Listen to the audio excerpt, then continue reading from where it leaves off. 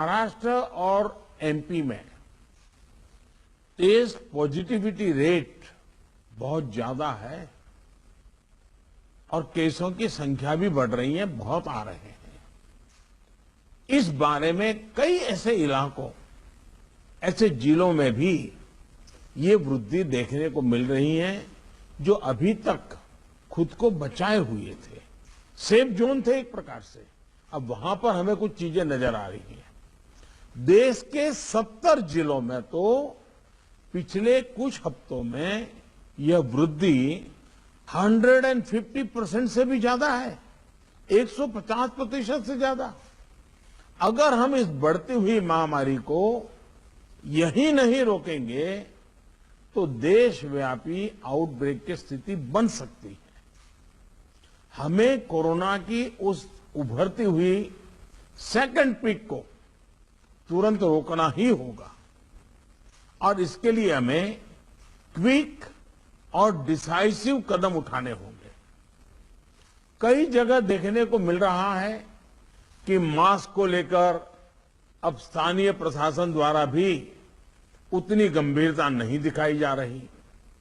मेरा आग्रह है कि स्थानीय स्तर पर गवर्नेंस को लेकर जो भी दिक्कत है उनकी पड़ताल, उनकी समीक्षा की जानी और उन दिक्कतों को सुलझाया जाना, ये मैं समझता हूं वर्तमान में बहुत आवश्यक है। ये मंथन का विषय है कि आखिर कुछ क्षेत्रों में ही टेस्टिंग कम क्यों हो रही है, क्यों ऐसे ही क्षेत्रों में टीकाकरण भी कम हो रहा है। मैं समझता हूं कि ये गुड गवर्नेंस की परीक्षा का भी समय है। कोरोना की लड़ाई में हम आज जहां तक पहुंचे हैं उसमें और उससे जो आत्मविश्वास आया है, ये आत्मविश्वास, हमारा कॉन्फिडेंस ओवर कॉन्फिडेंस भी नहीं हो जाना चाहिए। हमारी ये सफलता लापरवाही में भी नहीं बदलनी चाहिए। हमें जनता को पैनिक मोड में भी नहीं लाना है। एक भय का साम्राज्य फैल जाए, ये भी स्थिति नहीं लानी है। और कुछ सावधानियां बरत करके, कुछ इनिशिएटिव लेकर के हमें जनता को परेशानी से मुक्ति भी दिलानी है। अपने प्रयासों में हमें अपने पुराने अनुभवों को शामिल करके रणनीति बनानी होगी। हर राज्य के अपने अपने प्रयोग हैं, अच्छे प्रयोग हैं, अच्छे इनिशिएटिव हैं। कई राज्य दूसरे राज्यों से नए नए प्रयोग सीख भी रहे हैं। लेकिन अब एक साल में हमारी गवर्नमेंट मशीनरी को नीचे तक ऐसी स्थितियों में कैसे काम करना, करीब करीब ट्रेनिंग हो चुकी है। अब हमें प्रोएक्टिव होना जरूरी है। हमें जहां जरूरी हो, और ये मैं आग्रहपूर्वक कहता हूं, माइक्रो कंटेनमेंट जोन बनाने का विकल्प भी किसी भी हालत में ढिलास नहीं लानी चाहिए। इस पर बड़े आग्रह से काम करना चाहिए।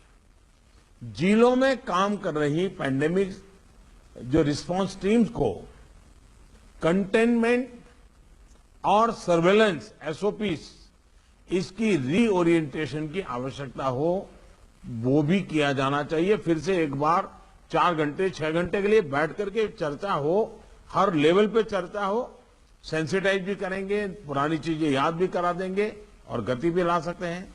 और इसके साथ ही टेस्ट, ट्रैक और ट्रीट, इसको लेकर भी हमें उतनी ही गंभीरता की जरूरत है जैसे कि हम पिछले 1 साल से करते आ रहे हैं। हर संक्रमित व्यक्ति के कॉन्टैक्ट को कम से कम समय में ट्रैक करना और आरटी-पीसीआर टेस्ट रेट 70% से ऊपर रखना बहुत अहम है। हम ये भी देख रहे हैं कि कई राज्यों में रैपिड एंटीजन टेस्टिंग पर ही ज्यादा बल दिया जा रहा है और उसी भरोसे गाड़ी चल रही है। जैसे केरल है, उड़ीसा है, छत्तीसगढ़ है, यूपी है। मुझे लगता है कि इसमें बहुत तेजी से बदल की जरूरत है। इन सभी राज्यों में, मैं तो चाहता हूं देश के सभी राज्यों में हमें आरटी-पीसीटी टेस्ट और बढ़ाने पर जोर देना होगा।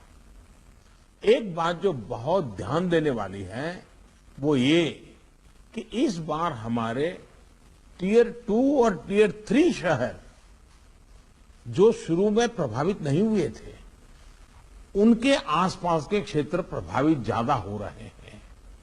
देखिए, इस लड़ाई में हम सफलतापूर्वक बच पाए हैं, उसका एक कारण था कि हम गांवों को इससे मुक्त रख पाए थे।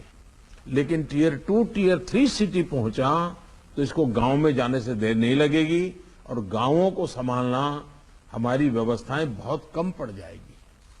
और इसलिए हमें छोटे शहरों में टेस्टिंग को बढ़ाना होगा। हमें छोटे शहरों में रेफरल सिस्टम और एम्बुलेंस नेटवर्क के ऊपर विशेष ध्यान देना होगा।